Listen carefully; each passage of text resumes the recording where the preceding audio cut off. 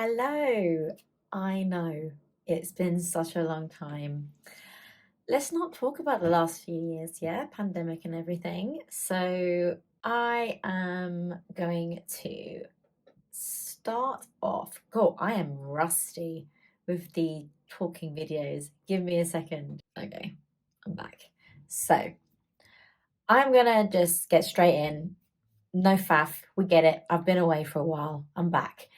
I'm gonna do a smoky eye. Don't know where it's going to go exactly just yet. I'm going to kind of just free flow, see where my hands and my brushes take me. And so let's get started. So I'm going to start off with my brows. I'm going to use the Anastasia Beverly Hills Brow Freeze. I'm really liking this at the moment. I'm going to do quite a fluffy brow for this look.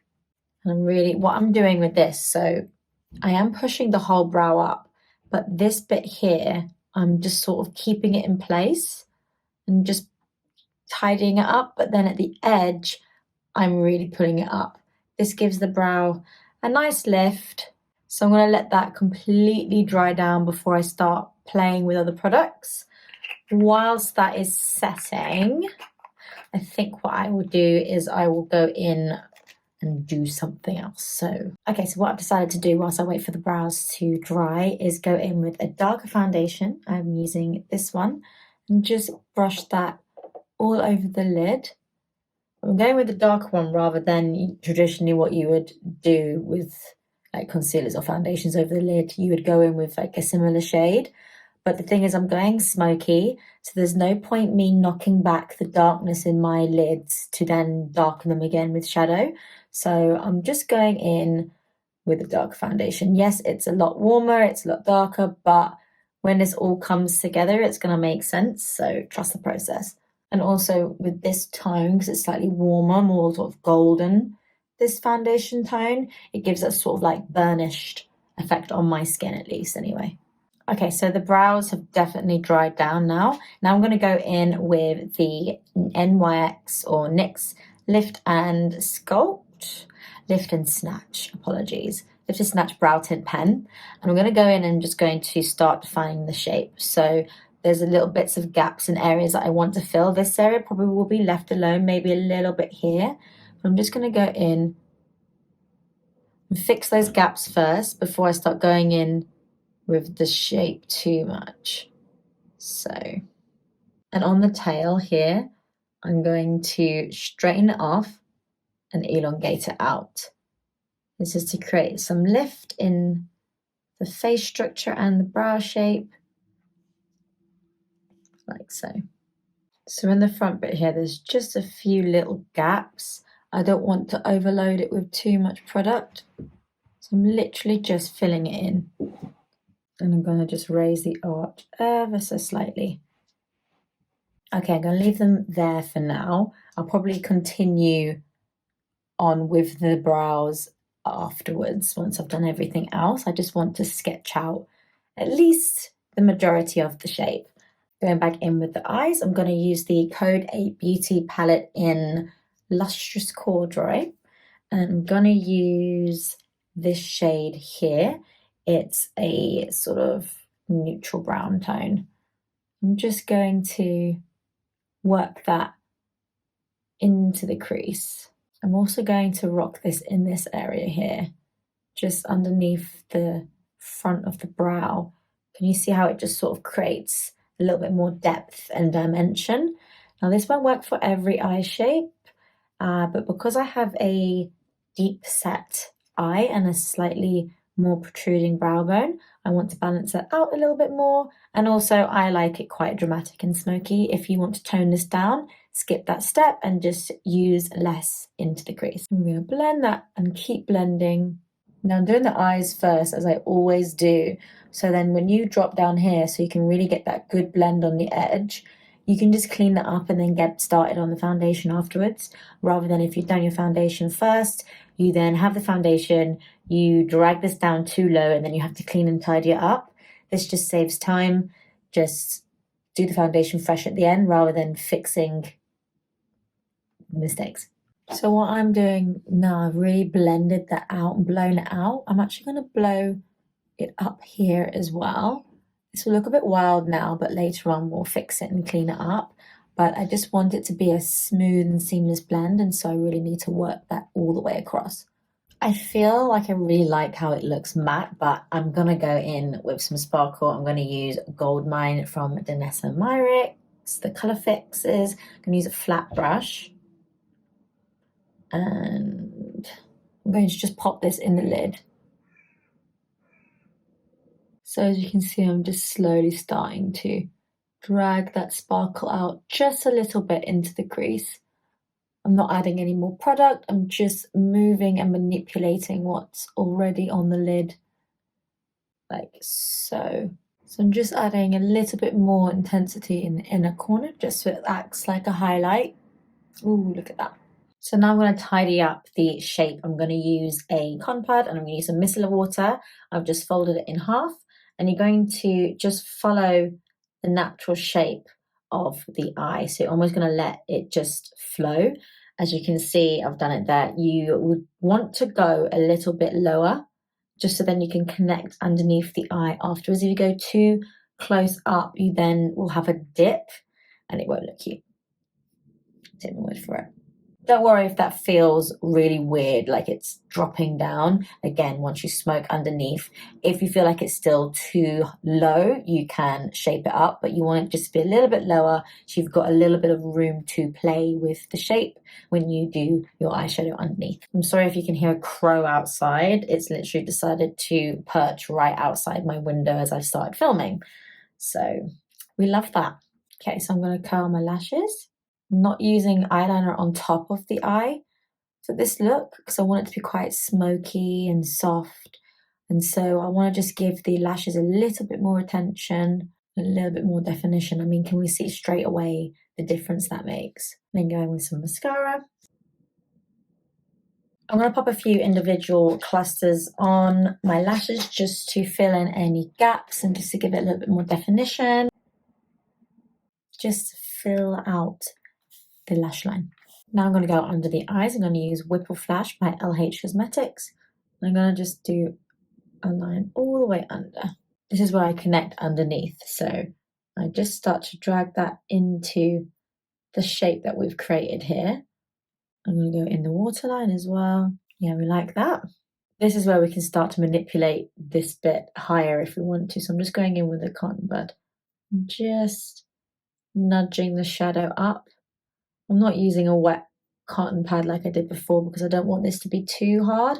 And also I can define it a little bit more with concealer. I've got the bulk off already. Just want to push it up like that. Now I'm going in with a brown. I'm going to use this one here from the Anastasia Soft Glam palette. And I'm just going and I'm just smoking underneath that shadow eyeliner that I've done. I'm just going to drag that and connect it to the top. Okay, so now what I'm going to do is I'm going to tidy up a little bit under the eyes, but also prep under the eyes now because we're going to go into skin. I'm going to go in with the Revolution Vitamin C Eye Cream and I'm going to roll a cotton bud in the cream. So I had it on my finger and I'm just rolled it in, and now I'm going to use that to really just make sure that this area is completely crisp. Not going all the way in because I've already used the dry cotton bud to just soften that. I'm just going around the edge. Okay, so I'm going to get started on my skin and now I'll come back. Okay, so I'm back. I've done my foundation and I've also put some on my décolletage as well, just so the whole look is consistent. I had a little bit of redness on my chest. Sometimes the neck and the chest gets forgotten in makeup. It is also part of the look.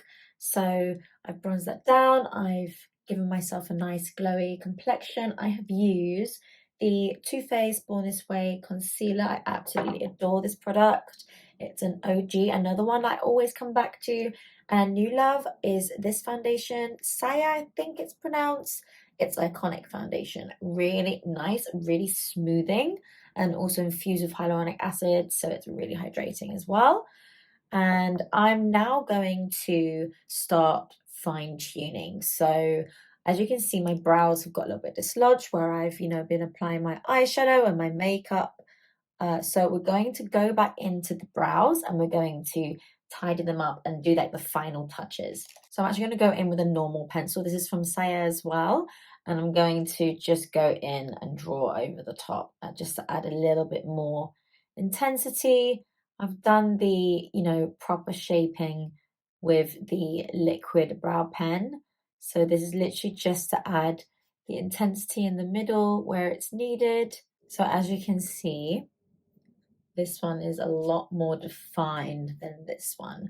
What I might do actually, I might actually just go in again with the pen, just in, can you see where there's little gaps here? I don't want to go in with this because that will add too much weight and then it will look too sharp.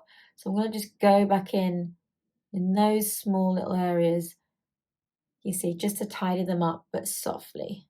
Perfect. So they're defined, but they're not like really sharp. That's what I like. Now I'm going to go in and add some bronze and some definition to my face.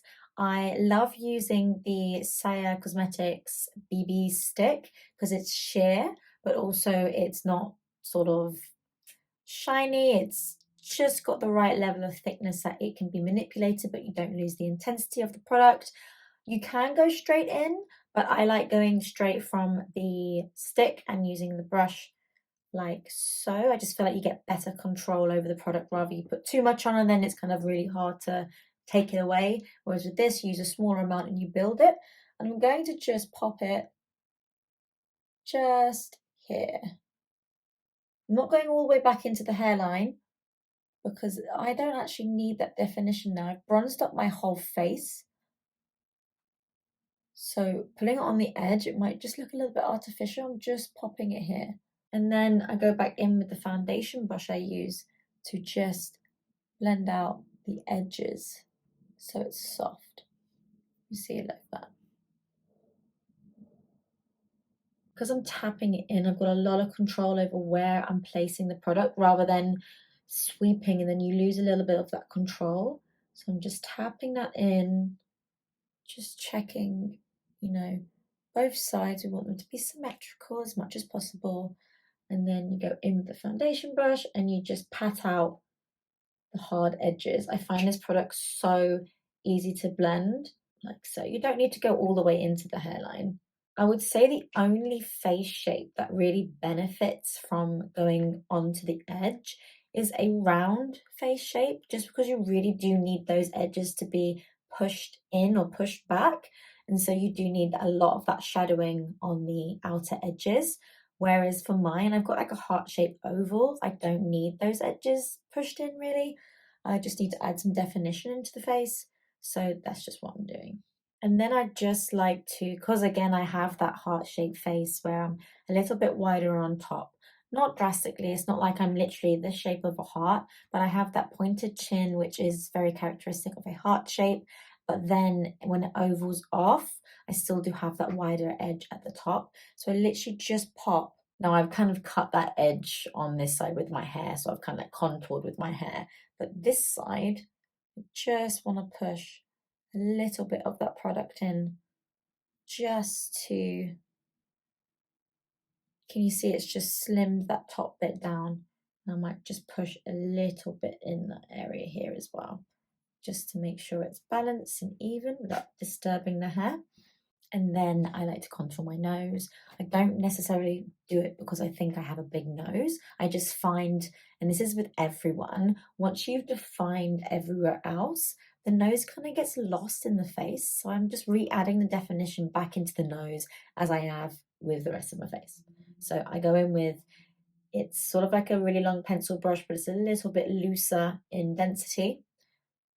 And I'm just going to go in and add that definition, and I'm going to connect the top where I put the eyeshadow earlier. That's what I was meaning, but it all makes sense when it all connects because I'm now connecting it into the eyeshadow. And again, I'm using such a small amount. This isn't, doing drag technique makeup. This is just adding a little bit of definition with cream. It's not enough to like completely drastically change the shape of my face. It's just there just to add definition back in. Okay, we're looking glowy, looking fresh, we're looking radiant, which I'm loving. but maybe we're a little bit too shiny in certain areas. So we're just a little bit too shiny around here and under the eyes. This can be knocked back as well. We don't need to be shiny here. We'll leave it on the edges, but these things, especially in photos, they pick up and they don't look great. So mattifying down the center is going to be your best friend. Now I mix two powders together. I mix the RCMA No Color Powder, just because I like it does give a little bit of a brightening effect. It's not a pigment. I would say if you're darker than me, maybe it would show up a little bit white if you use too much of it, but if you use a small enough amount, you're fine. But then I also mix it in with the Laura Mercier honey powder, just because the yellow of this really complements my skin tone and brightens up. And this is the sort of step I use to finalize under my eyes. I like to let the under eyes completely dry first before I powder. I don't powder wet concealer, which is why I did the foundation first and then I did everything else before powdering. So I mix the two together and I actually use a puff, but it's in this gorgeous little triangle shape. This is from LH Cosmetics. I have so many of these for my kit because they're just amazing. And I mix the two together and then I literally just press it in to the skin. And immediately you can see the difference that makes to the look. It's so much cleaner and crisp. I also do the sides of the nose as well. And just do this little tiny little corner here, not the full highlight, just underneath the eye. We don't want that to be shiny. Just there. And then go in with a brush just to knock off and blend that in like so. I mean, look at the difference between those two sides already. I'll just go down the side of the nose, also down the jewels, on the top of the lip, just on the chin. Should I do half and half so you can see? And then I go with just the Laura Mercier powder on its own now. And I just brush upwards so I don't disturb the brows. So obviously I spent so much time perfecting them. And just going and I'm just knocking back. I mean, look at the difference there from this side to this side. Still got that radiance there. I've not even put blusher or highlighter on yet. This is literally just powdering. I mean, this looks great, but like in photos, that little bit there is not going to look cute. So radiance. Oh, a little bit of powder. It still needs to be blended. Yeah, we love that. One final area I like to powder is just under here. It really adds a little bit of definition to the cheekbones without adding more sort of definition or contour. Like that. And then I go in with the brush just to knock that hard line because I don't want a harsh line like that. So yeah, look at the difference between those two. I'm going to do the other side. So now I'm going to go in with blusher. I love liquid and cream blushes. Today I'm using the iconic London in Fearless Flush. And you put this on the back of your hand first. Do not apply it straight to the face. It looks sexy on Instagram, but it is a nightmare to work with, especially when you've gone in with powder already. You can still apply liquids over powders just as long as you layer them correctly and you use the right amount of product. So I've got it on the back of my hand, and what I'm going to do is I'm going to get a fluffy blusher brush, and I'm not going to just do a little dip. I'm going to work the whole of that blob into the brush. So now this is saturated with blusher, but I would say it's like damp to dry. It's not soaking wet. And you're just going to lightly tickle the skin.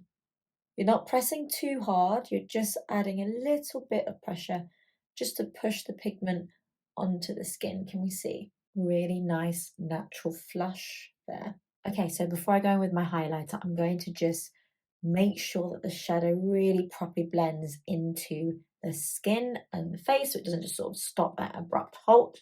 And I'm going to use a palette here. I'm going to use some of the bronzer here. This is the Saya. I really hope I'm pronouncing that right.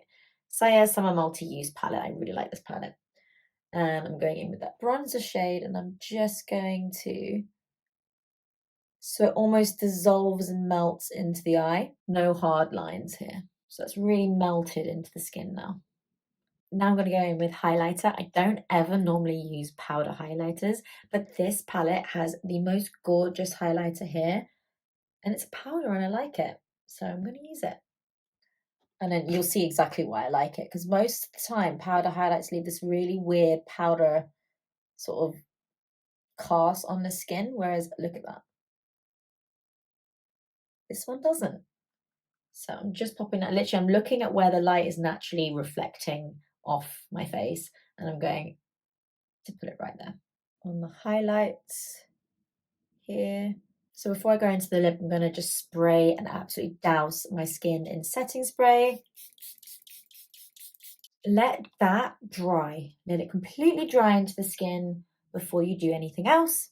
And then once it's sort of dried in, you can then just press over lightly with the puff, nothing on it, just to, like almost just the excess, just to press everything back together so it's nice and smooth again. But what the setting spray does is it just melds all the textures together, so it sort of, how would I describe it? It's like the top coat. So it just seals everything in. It just makes everything look super luscious and plump. We add a little bit more highlight on top just to, I mean, oh, so radiant. Lips, I'm going in with my favorite lip liner at the moment. I'm using a lot of Sia Cosmetics. They sent out a huge load of products and I absolutely loved pretty much the majority of them. And this one is another one of my favorites. I need to sharpen it. Actually, it's called Lovisa. It's just the perfect nude for my skin tone. Then I'm going to just pop a gloss on. I'm going to use Fenty Glow from Fenty Beauty. So that's a little bit of warmth to the look. And that's the final look. What do you think? First look of 2022 and returning tutorial. I actually really like it. And so that was it. I'm back. Expect more videos from me. I don't know how frequently, but I am back. I'm back. This is it. I'm not saying that I'm back and then disappearing for another year again. I'm back. So yeah, thank you so much for watching, and until next time. Bye.